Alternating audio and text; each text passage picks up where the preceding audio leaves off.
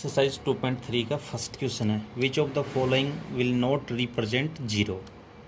निम्नलिखित में से किससे शून्य निरूपित नहीं होगा। चार क्वेश्चन दे रखे हैं, इन चारों को हम सोल्व करके देखेंगे किसका आंसर जीरो आता, किसका आंसर जीरो नहीं आता। देखिए फर्स्ट क्वेश्चन है 1 + 0। तो देखिए भाई 1 + 0, 1 में 0 ऐड करेंगे तो क्या आएगा 1। 0 को 0 से मल्टीपल करेंगे तो क्या आएगा 0। 0 में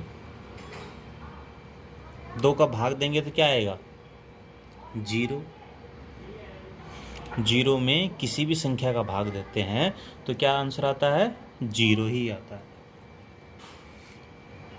नेक्स्ट 10 - 10/2। 10 - 10 क्या हुआ 0/2। तो फिर क्या है 0/2। फिर 0 में 2 का भाग देंगे तो क्या आंसर आएगा 0। अर्थात 0 में किसी भी संख्या का भाग देते हैं तो क्या आता है 0 ही। तो यहाँ देखिए आंसर क्या है 1, यहाँ पे 0, यहाँ पे 0, यहाँ पे 0। तो ये हमें क्या पूछना चाह रहा था, निम्न में से किससे शून्य निरूपित नहीं होगा। The following will not represent zero. तो जो ए है 1 + 0, ये 0 प्रेजेंट नहीं कर रहा है। ये क्या प्रेजेंट कर रहा है, रिप्रेजेंट कर रहा है 1। Question number 2, if the product of two whole numbers is 0, can we say that one or both of them will be 0। Justify through example. Question कह रहा है यदि दो पूर्ण संख्याओं का गुणनफल 0 है तो क्या हम कह सकते हैं कि इनमें एक या दोनों ही 0 होने चाहिए। देखिए यहाँ आप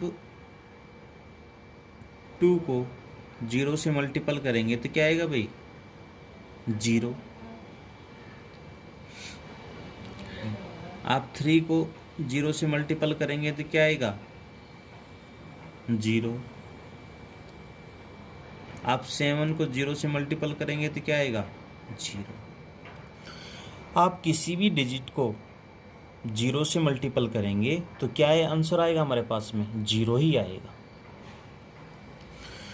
तो इसका अर्थ ये हुआ कि जब दो पूर्ण संख्याओं को हम गुणनफल कर रहे हैं, दो पूर्ण संख्याओं का हम प्रोडक्ट कर रहे हैं, तो उनमें कम से कम एक संख्या 0 होने पर भी आंसर क्या आता है 0 ही आता है।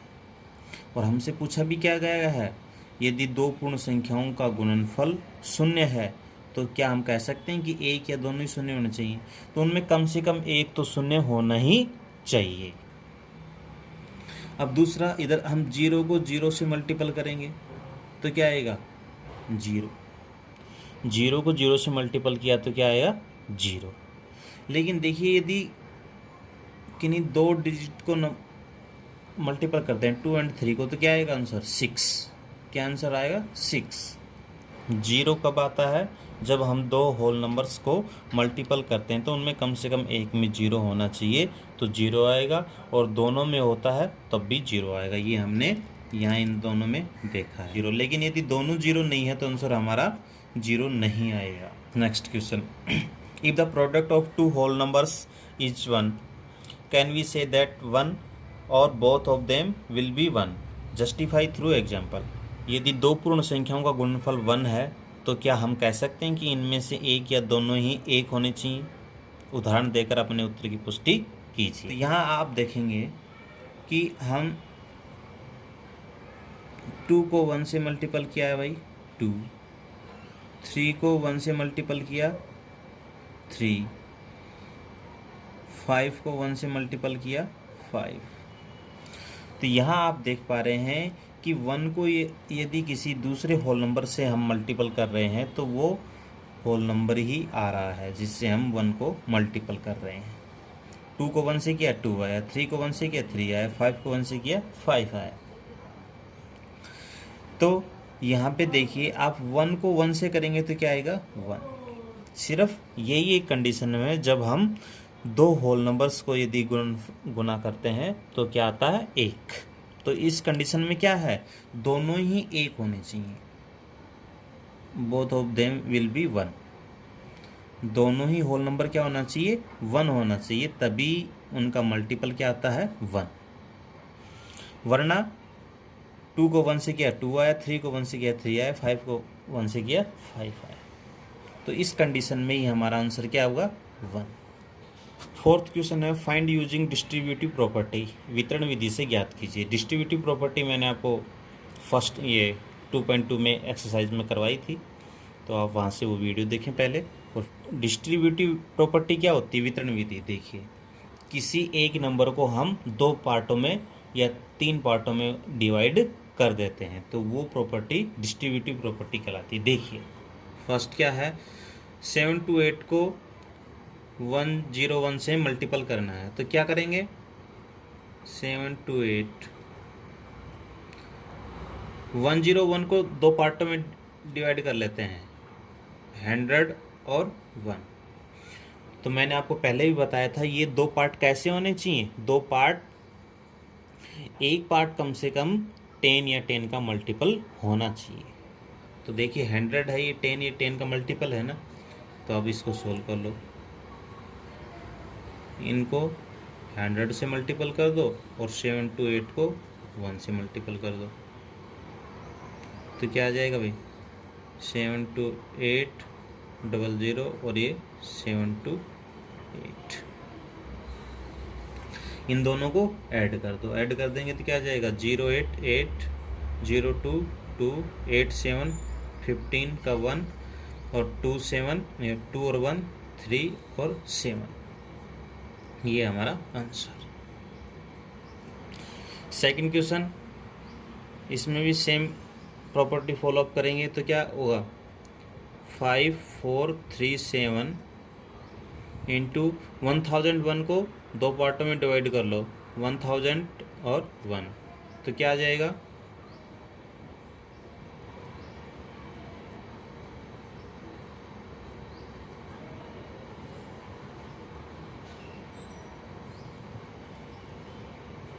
यहाँ पे 1000 से मल्टीपल करेंगे तो 30 लगा दो और ये सेम आ जाएगा 1 से करेंगे तो।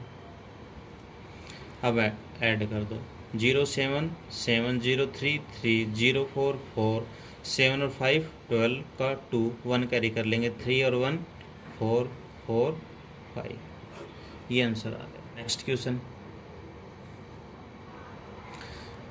824 इंटू 25, 824, 25 को 2 पार्टों में डिवाइड कर लो, तो क्या हो जाएगा भाई, 20 + 5। मैंने आपको पहले ही बताया था ऐसे 2 पार्ट बनाएंगे, एक पार्ट कम से कम 10 या 10 का मल्टीपल होना चाहिए,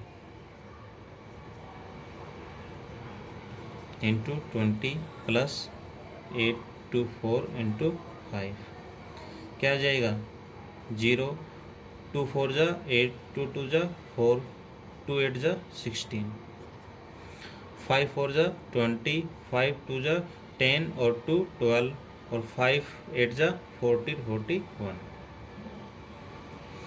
अब इनको ऐड कर दो, 0 8 2 10, 1 और 4 5 और 1 6, 6 और 4 10 और 1 और 2, तो क्या हो जाएगा भाई, 20600, 20,600, ये हमारा आंसर। नेक्स्ट क्वेश्चन देखिए, यहां से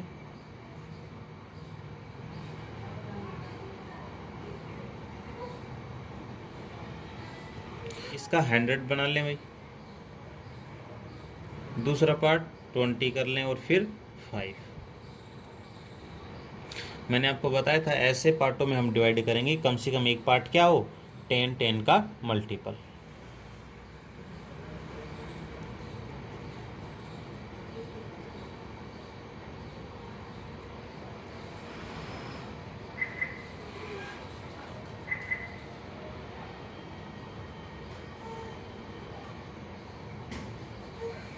कैलकुलेट कर लो, इसको 100 से मल्टीपल किया तो 00 लगा दो बस इसी नंबर में। यहाँ पे क्या हो जाएगा 0, 2 5 जा 10, 2 7 जा 14, 1 15, 2 2 जा 4 और 1 5, 2 4 जा 8। यहाँ से 5 5 जा 25, 5 7 जा 35 और 2 37, 5 2 जा 10 और 3 13, 1 5 4 जा 20 और 1 21।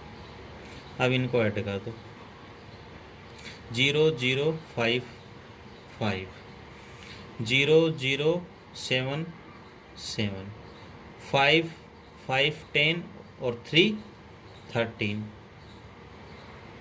1 को कैरी कर दो 7 5 12 और 12 और 1 13 और 1 14, 1 को कैरी कर दो 2 और 8 10, 10 और 2 12, 12 और 1 13, 1 को कैरी कर देंगे तो 4 और 1 5। ये हमारा आंसर होगा। नेक्स्ट क्वेश्चन है स्टडी द पैटर्न, निम्नलिखित प्रतिरूप का अध्ययन कीजिए।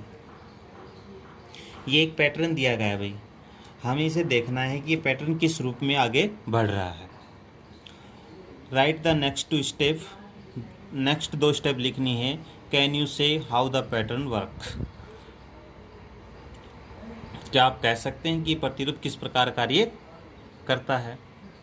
ये एक संकेत दिया गया है, क्या 1 2 3 4 5 को कैसे ऐड किया हुआ है। पहले 5 टाइम 1 है, फिर 4 टाइम 1 है, फिर 3 टाइम, फिर 2 टाइम, फिर 1 टाइम। इन सभी को ऐड कर देते हैं तो 1 2 3 4 5 आ जाता है।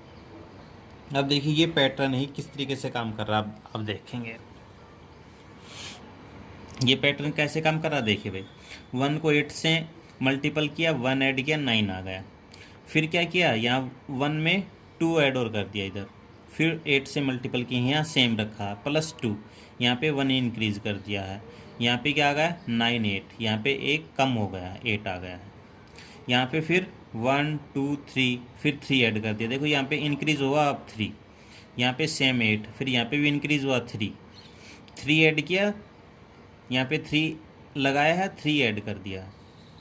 आंसर क्या आ गया, यहाँ पे देखिए नंबर ऑफ ये डिजिट में घटता जा रहा है। ये जो नंबर 9 आया, फिर 8, अब 7, अब इधर 4 ऐड कर दिया है, 8 फिर 4, फिर यहाँ पे एक नंबर फिर कम हो गया, 6 आ गया लास्ट में। यहाँ पे 5 ऐड कर दिया इधर, और 5 यहाँ लगा दिया और 5 ऐड कर दिया, तो यहाँ पे आ गया 9 8 7 6 5, यहाँ 5।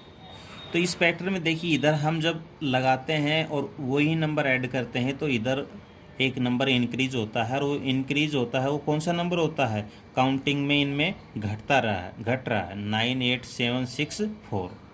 अब ये कह रहा है कि नेक्स्ट 2 स्टेप लिखिए, तो हमें अगली 2 स्टेप लिखनी है। तो देखिए यहाँ से लिखिए, हम यहाँ इस पैटर्न में लिखेंगे 1 2 3 4, कहाँ तक बन गए 5 तक बन गया है। यहाँ पे क्या लगा दें 6, नेक्स्ट 8 से मल्टीपल करना है 8, प्लस जो नंबर यहाँ पे लगाया है वही नंबर ऐड करना है 6। तो क्या आंसर होगा 9 8 7 6 5, एक नंबर और कम हो जाएगा 4। नेक्स्ट स्टेप क्या होगी 1 2 3 4 5 6 7, मल्टीपल सेम 8 से, यहाँ 7 लगाया है, यहाँ 7 नंबर ही ऐड कर देंगे। क्या आ जाएगा आंसर, इसमें एक स्टेप और बढ़ जाएगा 9 8 7 6 5 4 3, ये हमारा आंसर हो जाएगा। तो ये नेक्स्ट 2 स्टेप थी। ये कैसे काम कर रहा है भाई, इधर हम एक नंबर इंक्रीज कर रहे हैं, इधर एक नंबर इंक्रीज हो रहा है, लेकिन वो कैसे इंक्रीज हो रहा है, घटते क्रम में 9 8 7 6 5 4 3। ऐसे ही यदि एक स्टेप और चलेंगे तो यहाँ क्या लगा देंगे 8, फिर 8 से मल्टीपल किया, फिर +8, तो यहाँ पे क्या आ जाएगा 9 8 7 6 5 4 3 2। Thank you. प्लीज़ आप वीडियो को लाइक शेयर और चैनल को सब्सक्राइब ज़रूर करें। यदि आपको किसी क्वेश्चन में कोई प्रॉब्लम होती है तो आप मेरे को कमेंट बॉक्स में कमेंट करके बताएं, नेक्स्ट वीडियो में आपको मैं सॉल्यूशन दे दूँगा। Thank you.